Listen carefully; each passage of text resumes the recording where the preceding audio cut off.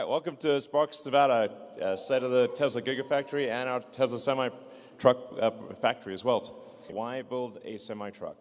Because if you look at the actual unit volume, it's small compared to passenger vehicles. So for passenger vehicles, there's on the order of almost 100 million that are sold every year, and whereas semi-trucks, it's like for 400,000 or 500,000. Not even, yeah. It's a couple 100,000 Class 8 trucks a year. Globally. Yeah. Oh no, sorry, that's US. Yeah. So so in the U.S. there's called like 15 million passenger vehicles and a couple 100,000 semi-trucks. So it seems like a small percentage, but it's actually 20% of U.S. vehicle emissions because you've got a huge vehicle and it's being driven all the time. So when you factor in the number of hours driven and the weight that it's carrying, it's actually, although it's only 1% of vehicle production, it's 20% of vehicle emissions. And it's over a third of all the particulate emissions. So from a sort of health standpoint, particularly in like cities, this is a huge impact, like it's gigantic. So that's why we're doing it. There's a lot of heavy trucks that are deployed in dense urban areas, and so the communities that are around freeways, a lot of where these trucks are domiciled, are going to really benefit, particularly from the particulate emissions reductions, and then just trying to reduce emissions globally. Every truck that we put on the road that replaces a diesel truck is a huge amount of leverage, and so that is why we're doing this, and makes a huge difference towards driving us towards our total mission of sustainable energy and transportation. Yeah, I think maybe a lot of people don't realize it's actually quite unhealthy to be living next to a highway with diesel trucks. FYI. So being able to make them electric is just going to be just in addition to sort of climate change and global warming matters. It's also quiet, and it's going to improve the quality of your air, and it will actually just fundamentally improve the health of people living near freeways, which is obviously a super big deal. So, yeah, if anybody's been woken up at a noisy truck delivering in the morning, the quiet will definitely be very welcome. I know I will appreciate that. Yeah, we're aiming to cover all major forms of transport. It's just consistent with the Tesla mission, because sometimes I get asked, like, well, shouldn't Tesla just produce like, fast cars or premium cars or whatever? It's like, but what's our actual mission? Our actual mission is to accelerate the advent of sustainable energy. So that's why we're making this wide range of cars that don't really make sense from a brand standpoint, I guess, traditionally, but they make total sense when you consider what's the mission of the company.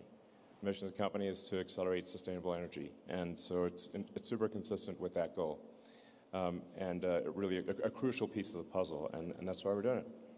Yeah, and I mean, Elon, you first laid this out in Master Plan Part 2, and now we're here to actually make it happen, and everything from the mission side, along with reducing the cost of cargo transport, and also make it fun. I mean, we want to make the truck an awesome driving experience, make it kick ass for the drivers. Yeah, I mean, it looks sick. I mean, look at that thing.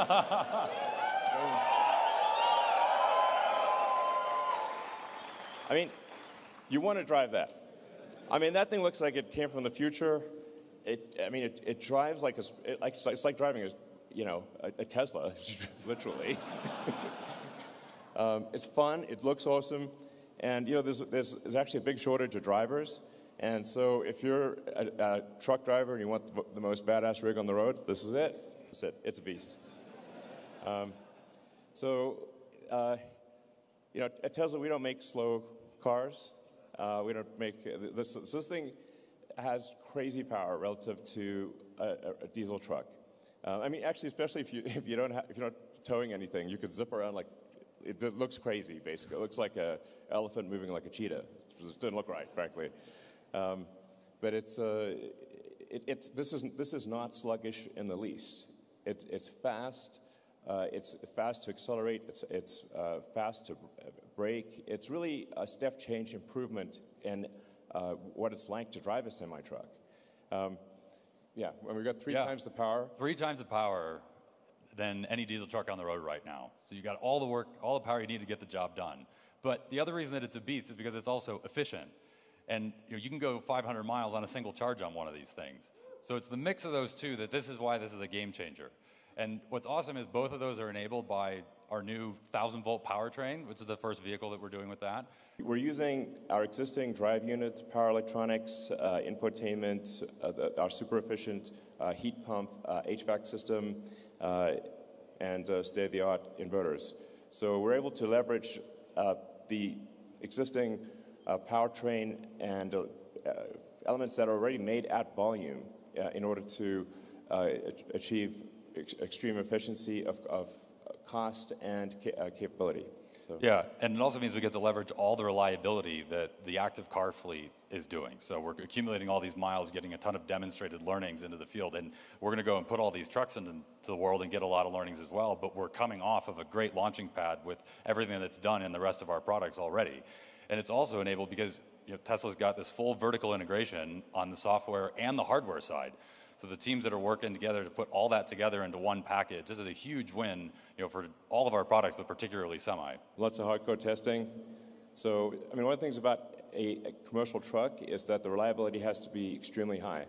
So it's got to be running continuously, can't break down. It's got to handle every kind of weather. Uptime is super important for any kind of semi-truck. So we've tested durability in every kind of weather, every kind of environment. I mean, you could, yeah. Yeah, I mean, so even just, we've driven Donner, we'll talk a little bit more about that in a moment, but we've been through hot, cold, snow, rain. We've been putting this thing through all its paces in the lab as well as in the real world. The simulation team has been doing an incredible job of being able to scale all of that, in the virtual side.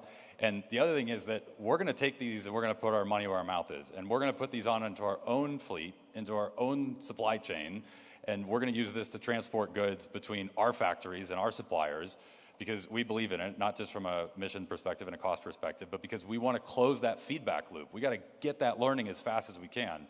We want it straight from the drivers, we want it straight from the service techs that are working on it. We're going to take all that data that's coming in and continue to refine the product and make it better, just like we do on the car side. Tesla using the trucks continuously day and night between here and Fremont and back again is going to be a great test of the vehicle. And will give us a great feedback loop for continuing to improve the product. We're putting this to use in the real world. Yeah.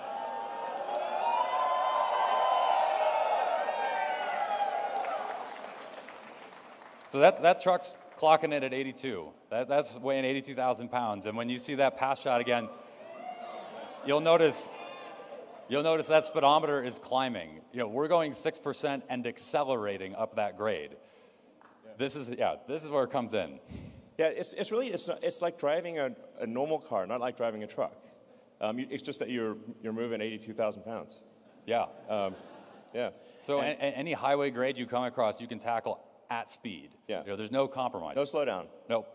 And the other beauty is that you've got all this power going up, but you also have it going down. And what that means is you've got regenerative braking. So rather than using a Jake brake or engine braking like a diesel truck does, where you have to worry about hitting your shifts. If you miss a gear, you're onto your brakes and potentially in a runaway situation. You don't have to worry about any of that. There's no shifting, no nothing. And so the regen recaptures all that energy as you're going down these grades. But on top of it, it also is a safer system for not just the driver, but everybody on the road, because there's no gear to miss. Because it's an electric drivetrain, when it goes downhill, or when you slow down, it recaptures the energy of motion or the energy of height. The potential and kinetic energy are largely recaptured, whereas for a diesel truck, that's not possible. You can't just create diesel, so you just end up heating brakes, and then your brakes overheat, and you can't use them, and then it's pretty dangerous because the brakes stop working. Yeah, that's why you have runaway truck ramps. Yeah. Yeah. And it's funny because, if for any of you that have ever driven I-80 and driven Donner, there's a mandatory brake check stop for trucks down by Emigrant Gap. We've done this, and it's really funny because we'll go over the grade, we'll come down, and we just kind of pull to the side, and we're like, well, there's nothing to check. We've never used the things, and we just keep driving. Yeah. Yeah. And we get to the bottom of the hill, we have cold brakes. Yeah. That's like mind-blowing in the trucking world. A significant safety improvement for the truck driver and for other people on the road. We also have excellent traction control because the precision of an electric motor is vastly better than a diesel engine. It's sort of got like I'm trying to think of the right analogy here, but it's got the precision of like laser printer. It's not great. It's like really precise. That's what I'm saying. And the reaction is, so it's like you don't have to worry about, like traction control is awesome. It's automatically stopping the truck from jackknifing. It's doing all this safety stuff in the background that just isn't possible with regular diesel trucks. It's a step change in technology in so many ways. Yeah, and the tight integration with the software team that we have here really makes that happen, because it means that we can take all that, the precision, and actually put it to use. You know, it's not some tie-in of some third-party powertrain. No, this is all in-house. As we do this really neat chassis control work at the brake level, the traction control level, we integrate with our total stability control system and make sure that the driver has a lot of confidence, but also has everything they need to stay on the road. It's going to be it's a really nice, neat integrated package overall in terms of software and control, and it's totally seamless to the driver, and it'll be a game changer in terms of safety. This wasn't some ultra clean, precise test track simulation or something where we shut down a road. Nope, this is real world. This is over Grapevine. This is with traffic. This is true 500 miles. We were loaded just under 82K. We no special aero treatments. Yeah. Truck came off the line, shook it down, made it run. So aerodynamic efficiency obviously matters a lot. You can see it's shaped like a bullet. It's really aerodynamic, and that helps a lot. So we get less than 2 kilowatt hours. 2 kilowatt hours a mile. Yep. So and that's the name of the game, is efficiency there. As I said, it's as easy to drive as a Model 3. So it's like with basically no training, you can drive this. You have to think bigger when you're driving it, but it's not hard to drive. It's really easy. And we put the seat in the center for max visibility. Low floor, you can stand up in the cabin. Yeah, so I've got efficiency in every aspect of the vehicle. I've got one-touch suspension dump, so it's very easy to attach to the trailer. So the future of transport obviously requires a sustainable energy infrastructure. So you've got to have all aspects of the energy question answered. Sustainable power generation, then you've got to store the power, and then you transfer the power to the vehicle. So the three pillars of a sustainable energy future are sustainable power generation, with solar and wind. I'm actually a fan of nuclear, which we should support, and geothermal and many others. But things that are sustainable long term, but things like wind and solar are intermittent, so you have to have the battery pack to store the energy, so when the wind doesn't blow and the sun doesn't shine, you still have energy. And you can also buffer the power so you're not overloading the grid with spike loads.